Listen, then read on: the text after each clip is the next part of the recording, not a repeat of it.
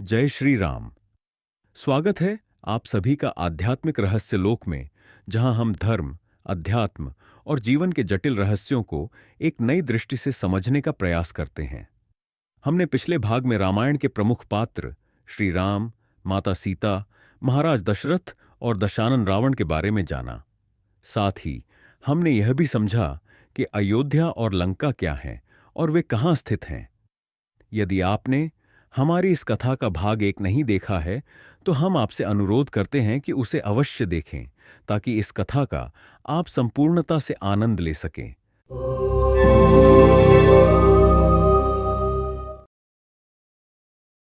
वह कौन सा क्षण है जिसमें जीव परमात्मा से अलग होने के लिए विवश होने लगता है? कब स्वयं विवेक भी धर्म की रक्षा नहीं कर पाता? कौन सी स्थिति में जीव सांसारिक सुख को परमात्मा से अधिक ऊंचा मान लेता है? और अपनी मर्यादा को भंग करने का परिणाम क्या होता है? कथा धीरे धीरे आगे बढ़ रही है। श्री राम और सीता का वनवास कठिन है, फिर भी वे सुखपूर्वक जीवन व्यतीत कर रहे हैं। राजसी सुखों का अभाव अवश्य है, लेकिन फिर भी वे संतुष्ट हैं, क्योंकि सीता का मन पूर्णतः श्री राम में एकाग्र है। जब जीव अर्थात सीता अपना चित्त केवल आत्मस्वरूप श्री राम पर केंद्रित कर लेता है, तो उसे सांसारिक कष्टों की अनुभूति नहीं होती। उसका संपूर्ण अस्तित्व अब श्री राममय हो गया है। वन में जीवन व्यापन की कठिनाई भी अब उसे राजमहल से अधिक सुखद प्रतीत होती है, क्योंकि श्री राम ही उसके जीवन का आधार है। अर्थात यदि सबसे विपरीत परिस्थितियों में भी जीव स्वयं को अपनी आत्मा पर केंद्रित रखे, तो भौतिक जगत के कष्ट भी उसे सरल और सहज प्रतीत होने लगते हैं।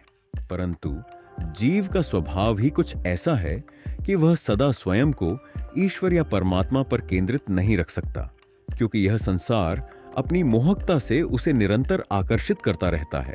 इसका क्षणिक सुख जीव को इस प्रकार अपनी ओर खींचता है कि वह परमात्मा तक को भूल जाता है। सीता की स्थिति भी कुछ ऐसी ही है।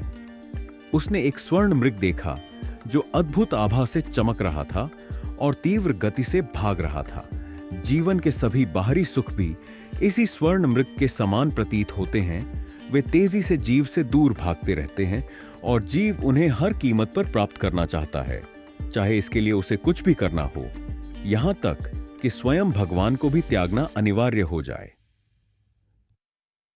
यही स्थिति आज इस संसार में अधिकांश मनुष्यों की है। वे क्षणिक सुखों के पीछे इस कदर भागते हैं कि अपने वास्तविक उद्देश्य, अपने परमात्मा को ही भूल जाते हैं। यहां स्वर्ण से तात्पर्य इंद्रियों के विषयों से है और मृग उनके अनित्य स्वभाव का प्रतीक है। यह मृग केवल एक क्षण में ही सीता रूपी जीव का ध्यान परमात्मा से भटकाने में सक्षम है। जब तक सीता अंतर्मुखी थी, वे प्रसन्न थीं, संतुष्ट थीं, क्योंकि वे अपने परमात्मा, अपने श्री राम के साथ थीं। लेकिन जैसे ही इंद्रियों का क्षणिक आकर्षण उनके मन पर हावी हुआ, एक अस्थायी सुख की लालसा ने उन्हें बेचैन कर दिया। संसार के क्षणिक सुखों की ओर आपकी एकमात्र दृष्टि भी आपके ध्यान को प्रभु से हटाकर पतन का कारण बन सकती है। यही जीवन का सबसे प्रबल द्वंद्व है। जब तक मन भीतर की ओर केंद्रित है, शांति और आनंद बना रहता है, लेकिन बाहरी आकर्षणों का मोह उसे विचलित कर देता है और अंततः कष्ट का कारण बनता है। बाहरी माया के आकर्षण में आने पर सीता के चरित्र में जैसे परिवर्तन ही आ जाता है। अब तक जो सीता केवल श्री राम को अपने प्राण मानती थीं, वही अब उनसे लगातार शिकायतें करने लगती हैं। उनका विश्वास डगमगाने लगता है। वे श्री राम की सामर्थ्य पर संदेह करने लगती है, यहां तक कि उन्हें कोसने तक लगती है। आप में से अधिकांश ने जीवन में कभी न कभी ऐसा अवश्य अनुभव किया होगा, जब अपार श्रद्धा और भक्ति के बावजूद आपका जीवन आपकी अपेक्षाओं के अनुरूप नहीं चलता। आपको लगता है कि भगवान आपकी इच्छाओं को पूरा करने में आपका सहयोग नहीं कर रहे।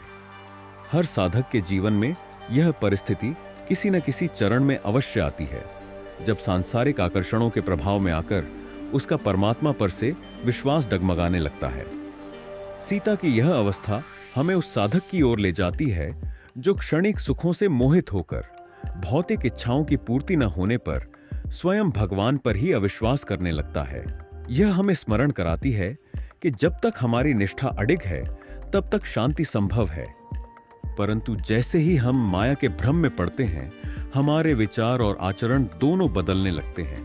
अब हम रामायण के एक और पात्र की बात करते हैं, श्री राम के अनुज की। जंगल की नीरवता में श्री राम और सीता के साथ एक और अस्तित्व था, अटूट निष्ठा और अविचल शक्ति का प्रतीक लक्ष्मण। वे मात्र श्री राम के छोटे भाई नहीं थे, बल्कि उनकी छाया थे, उनके संकल्प की दृढ़ता थे। जहां श्री राम करुणा और धर्म के प्रतीक थे, वहीं लक्ष्मण संयम, साधना और निस्वार्थ सेवा के जीवंत उदाहरण थे। जिस तरह आत्मा को सही मार्ग दिखाने के लिए विवेक और बुद्धि की आवश्यकता होती है, उसी तरह लक्ष्मण श्री राम के साथ थे, सदैव सतर्क, दृढ़ और अडिग। जब सीता श्री राम के प्रेम में मग्न थीं, लक्ष्मण भक्ति में समर्पित थे।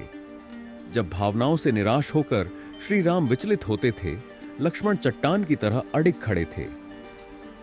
उन्होंने वनवास में संपूर्ण राजसी सुखों का परित्याग किया, न केवल शरीर से बल्कि मन और आत्मा से भी। उनका त्याग केवल बाहरी नहीं था, वे अपनी हर सांस श्री राम के लिए जीते थे। उन्होंने कभी न सोने की शपथ ली, न विश्राम का सुख लिया।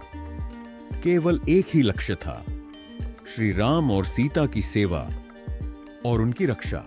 परंतु सेवा मात्र एक कर्म नहीं, एक परीक्षा भी होती है। जब कोई कठिन समय में दृढ़ बना रहता है, तभी उसकी भक्ति और निष्ठा की परख होती है। वन में एक ऐसा क्षण भी आया जब लक्ष्मण की बुद्धि और कर्तव्य का असली परीक्षण हुआ, जब सीता की इच्छाओं और अपने धर्म के बीच उन्हें निर्णय लेना था। लक्ष्मण का चरित्र एक साधक का प्रतीक है, जो भले ही मोह और माया से घिरा हो, परंतु यदि उसकी बुद्धि विवेकपूर्ण और निष्ठावान हो, तो वह अपने पथ से कभी विचलित नहीं होता। यही वह शक्ति थी जो लक्ष्मण को अद्वितीय बनाती थी। श्री राम जो शुद्ध चेतना थे, सदैव शांत, सदा धैर्यवान। वे जानते थे कि यह संसार अनित्य है, यहां जो भी भौतिक है वह मात्र छलावा है। किंतु प्रकृति जब किसी वस्तु की अभिलाषा कर ले, तो चेतना उसे रोकती नहीं, बस उसका मार्ग प्रशस्त करती है। श्री राम ने मुस्कुराते हुए कहा कि यदि वह स्वर्ण मृग वास्तविक हुआ तो वह उसे लेकर आएंगे, किंतु अगर वह मृग कोई मायावी हुआ तो श्री राम उसे नष्ट कर देंगे। यह कहकर वे स्वर्ण मृग के पीछे चले गए। अब प्रकृति और विवेक अकेले रह गए। लक्ष्मण जानते थे कि यह छल है, माया का प्रपंच है, परंतु वे अपनी मर्यादा में रहते हुए प्रतीक्षा कर रहे थे कि सत्य स्वयं उजागर हो। और तभी वन की शांति भंग करती हुई एक करुण पुकार गूंजी, जिसमें श्री राम दर्द भरी आवाज में लक्ष्मण को पुकारते हैं। सीता का हृदय थर्रा उठा। प्रकृति जब किसी संकट की आहट सुनती है तो वह व्याकुल हो उठती है, चंचल हो जाती है। सीता लक्ष्मण से पूछती हैं कि क्या उन्होंने श्री राम की पुकार सुनी। उन्हें ऐसा प्रतीत हुआ जैसे उनके स्वामी श्री राम किसी संकट में हैं। सीता ने लक्ष्मण को आदेश दिया कि वह तत्काल श्री राम की रक्षा के लिए प्रस्थान करे, परंतु लक्ष्मण जो विवेक थे, स्थिर बने रहे। वे जानते थे कि चेतना को कोई आहत नहीं कर सकता। श्री राम अजेय हैं, अमर हैं। यह केवल माया का छल है जो प्रकृति को विचलित करने के लिए रचा गया है। परंतु जब प्रकृति अस्थिर हो जाती है तो वह विवेक को भी कष्ट देने लगती है। सीता की आंखों में अब क्रोध और पीड़ा का मिश्रण था। क्रोध और दुख से व्याकुल होकर सीता ने लक्ष्मण को कठोर शब्द कहे। वह लक्ष्मण पर राजमोह और तरह तरह के लांछन लगाने लगी। लक्ष्मण जैसे मौन हो गए। विवेक पर संदेह किया जाए, इससे बड़ा कष्ट और क्या हो सकता है। विवेक का धर्म निष्ठा है। लक्ष्मण ने प्रणाम किया और बोले, यदि उनके जाने से सीता का संशय समाप्त होता है तो वह अवश्य जाएंगे, परंतु उनकी रक्षा के लिए एक मर्यादा स्थापित करके उन्होंने भूमि पर एक रेखा खींची, लक्ष्मण रेखा। लक्ष्मण ने सीता से उस रेखा के भीतर रहने को कहा। यह लक्ष्मण रेखा मर्यादा है, रक्षा कवच है। प्रकृति जब इस लक्ष्मण रेखा को लांघेगी तो संकट स्वयं आमंत्रित कर लेंगी। और इतना कहकर लक्ष्मण विवेक भारी मन से वहां से चले गए। अब प्रकृति अकेली थी। उसके सामने एक मर्यादा थी जिसे विवेक ने खींचा था और दूसरी ओर संसार का आकर्षण। उसी क्षण एक साधु के वेश में रावण माया, अहंकार और मोह का प्रतीक प्रकट हुआ। अत्यंत भावपूर्ण और करुणामयी वाणी में साधु के वेश में छिपे रावण ने सीता से अन्न और जल की प्रार्थना की। प्रकृति करुणा से परिपूर्ण होती है, परंतु करुणा जब विवेक विहीन हो जाए तो विनाश निश्चित होता है। सीता कुछ क्षण रुकी। उन्होंने लक्ष्मण रेखा को देखा, फिर अपने मन में अहंकार सृजित विचार किया कि वे जनक सुता हैं, त्रिलोक विजयी श्री राम की अर्धांगिनी हैं। क्या उन्हें भयभीत होना चाहिए? क्या वे एक साधारण भिक्षुक को दान देने से डरेंगी? और जैसे ही उन्होंने वह रेखा पार की, उनका भाग्य बदल गया।